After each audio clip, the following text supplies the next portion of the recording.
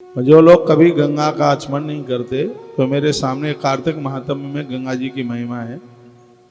इसमें एक बड़ा श्लोक सुंदर लिखा है ये ना चरितम स्नानम गंगायाम लो मातरी। जो कभी गंगा में स्नान नहीं करते, गंगा में स्नान नहीं करते तो आलोक तन्मुखम,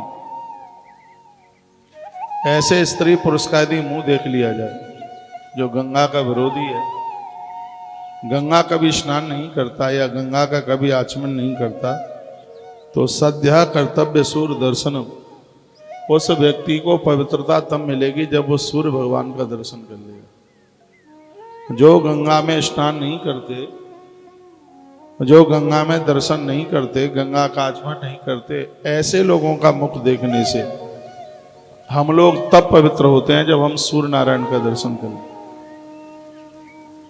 इसलिए हरि वैष्णव जनों को उनके जीवन में 4 चीजों का होना बहुत ज्यादा जरूरी है। 4 चीजें कौन कौन सी हैं? तुलसी का पूजन, घर में तुलसी को जगह हो, एकादशी का व्रत हो, गौ माता के लिए घर की पहली रोटी हो और गंगा जल का आचमन। हरि वैष्णव जनों को ये 4 काम नित्य करने चाहिए। प्रभाते यह स्मृत भक्त्या गंगा इतक्षरा द्वयम तस्य नश्यन्ति पापानि तमो वर्णो दरुणोदय। वर्णन किया जो प्रातःकाल गंगा इन 2 अक्षरों का स्मरण कर लेता है वह उसी प्रकार से पापों को नष्ट कर देता है जैसे सूर्य भगवान उदित होकर के अंधकार को समाप्त कर देता है। इसलिए हरि वैष्णव जनों को यहां तक कि नित्य गंगा का आचमन करना ही चाहिए। स्नान करने के बाद सबसे पहला काम कीजिए, एक 3 चम्मच जल केशवाय नमः, माधवाय नमः, नारायणाय नमः, ऐसा बोल करके 3 चम्मच जल अपने अंतस में अपने अंदर जाने दीजिए। गंगा अंदर बाहर के कलमशों को दूर कर देती है और जीवन का आनंद तो इसी में ही है। संसार की आपाधापी में मलिन हो गया है जीवन। महाभूति गंगा के प्रति पूर्ण श्रद्धा रख करके आप जप कीजिए, ताप प्रताप और संताप सब समाप्त हो जाएंगे। न दृष्टा ये न श्रद्धा प्रवरा जहन कन्या कहा तस्या ग्रहण सर्वाणी अन्नादि सलिलानी च। वर्णन तो यह किया गया है, कहा गया है कि गंगा में स्नान करने वाले अपने शरीर का त्याग करते हैं तो उनके पाप, गंगा में स्नान करने वाले जो लोग हैं जो अपने शरीर का त्याग करते हैं, गंगा मैया उनके ताप प्रताप संताप को सबको समाप्त कर देती है, उनके पापों को धो देती है। पर गंगा जी उन पापों को कहाँ लेके जाती है? जो गंगा नहीं नहाते हैं उनको पटक देती है, जाके ले तू संभाल इसको। स्पष्ट वर्णन है, ऐसा ही श्लोक है। तो शरीराणि प्रत्यज्या गंगा स्नानम प्रकृताम गात्राण्य यान्ति पापानि गंगा स्नान नम कुर्वता। जो गंगा स्नान नहीं करते हैं तो मां के ऊपर लदा हुआ पाप फिर उन्हीं को ही जाता है। इसलिए विशेष पर्वों पर तो जरूर ही स्नान कीजिए। एकादशी है, द्वादशी है, अमावस्या है, पूर्णिमा है, संक्रांति है, मौनी अमावस्या है, शिव महारात्रि है, दशहरा है और भी ऐसी कुछ पवित्र तिथियां हैं। इन समय पर गंगा स्नान जरूर करें। शिरसा यो वही दत्ता गंगाभ्याम कड़कामपि समुच्यते महापापे ब्रह्मत्यादि विरुद्ध। गंगा जी जाते समय गंगा की बालू उड़कर यदि मस्तक पर लग जाती है, स्नान तो बहुत बड़ी बात हो गई है, सिर्फ बालू भी भाल पर लग जाए तो ब्रह्म हत्या जैसे महापातक दूर हो जाते हैं। ये महाभूति गंगा की महिमाएं। ललाटे दृश्यते यस्य गंगा सैकतमुत्तमम सपुण्यात्मा जगत सर्वम पुनाति नाम प्रशंसया। वह ब्रह्म हत्यारा भी महापातकों से मुक्त हो जाता है जो गंगा स्नान करता है।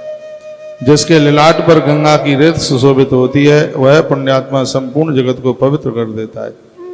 इसमें किसी भी प्रकार का संशय नहीं है। गंगा जी के तट पर आते हुए को जो आदर पूर्वक उस मनुष्य को प्रणाम करता है उसको 1000 अश्वमेध या 1000 अश्वमेध यज्ञ करने का फल प्राप्त हो जाता है। इसलिए कोई गंगा नहाने को जा रहा है तो उसको बिल्कुल विरोध मत कीजिएगा। गंगेत नामम सस्मृत्या यस्तु कूप जलेश पूजा करोत मानव स्नानम गंगा स्नान फलम लभेत। गंगा जी का नाम लेकर के साधारण कुएं के जल से भी स्नान कर लेते हैं तो कुएं का जल भी गंगा जल का रूप धारण कर लेता है सिर्फ स्मरण मात्र से। इसलिए आप सुबह बाथरूम के भी पानी में स्नान करते हैं, ऐसा मन बना लीजिए नित्य गंगा माँ का मैं ऐसा ही करता हूँ, गंगा माँ का आवाहन करके ही आप स्नान कीजिए। बहुत लोग टोंटी के नीचे ही बैठ जाते हैं, बाल्टी लोटा नहीं लेते, बिल्कुल गलत है, सरेआम गलत। जैसे भोजन में पालती मार करके जरूरत होती है आसन की, उसी प्रकार से सुखासन में बैठ करके बाल्टी दाहिने हाथ पर रखी हो और बाएं हाथ में मग्गा पकड़े, लोटा पकड़े और दाहिने हाथ से पानी डालते समय ऐसे सिर को खुजलाए, पानी को बिठा दें। सबसे पहले स्नान के समय पर 1 लोटिया पानी पांवों में डाला जाता है। जो सीधे सिर के ऊपर जल डालते हैं उन्हें रक्तचाप जैसी भयंकर बीमारियां होती हैं। पानी सबसे पहले पैरों में डाला जाता है और इसके तत्पश्चात सीधे नल के नीचे मत बैठिए या अभ्यास कीजिए। मैंने बहुत लोगों के घर में देखा उसमें बाल्टी मिलती ही नहीं है, उसमें ना बाल्टी, ये बच्ची मुस्कुरा रही है, हो सकता है तेरे घर में भी है। अच्छा, तो बाल्टी ज्यादातर ऐसे मिलती नहीं है, मग्गा मिलता नहीं है, बस सीधे टोंटा के नीचे बैठ जाते हैं, तो बिल्कुल भी ठीक नहीं है। बाल्टी भी भर के आसन लगाकर उसमें गंगा जी का आह्वान कीजिए। हे माँ भगवती गंगा, तो हरिद्वार में बह रही है, श्री प्रयाग में बह रही है। हे माँ, महाराज भगीरथ के द्वारा हम लोगों के कल्याण के लिए माँ तू धरा पर आई है। जिस प्रकार से तो महादेव के सिर में बहती है, हम भी तुझे अपने सिर पर स्पर्श करा रहे हैं। माँ तेरे आने से तो शांति मिलती है। हे माँ मुझे पावन कर दे, हे माँ मुझे दिव्य कर दे, ऐसे आह्वान किया जाता है। तो वर्णन किया गया है, कहा गया है ललाटे दृश्यते यस्याह गंगा सैकतमुत्तमम् सपुण्यात्मा जगत सर्वम पुनाति नाथ संशया। जो गंगा का आचमन करता है, गंगा जी में नहा के आया है, ऐसे व्यक्ति का दर्शन करने मात्र से पुण्य बढ़ जाते हैं। गंगा तीर समायांतम या ये 23 पर आदरात स्वस्वमेध सहस्रम फलम प्राप्नोति मानव। यदि कोई गंगाजल आचमन में दे रहा है, चरणोदक गंगा जी का मंत्र का पुजारी दे रहा है, यदि उसको आपने श्रद्धा पूर्वक उस आचमन को लिया है, तुलसी डाल करके उस जल को लिया है, तो उस जल को, गंगा जल को लेते ही तुम्हें 10 अश्वमेध यज्ञ करने का फल प्राप्त हो जाता है। स्पष्ट वर्णन है इसमें, इतनी बड़ी महिमा है। 100 अश्वमेध सहस्रम, इसमें तो 1000 का वर्णन कर दिया है। इतना फल प्राप्त हो जाता है भैया।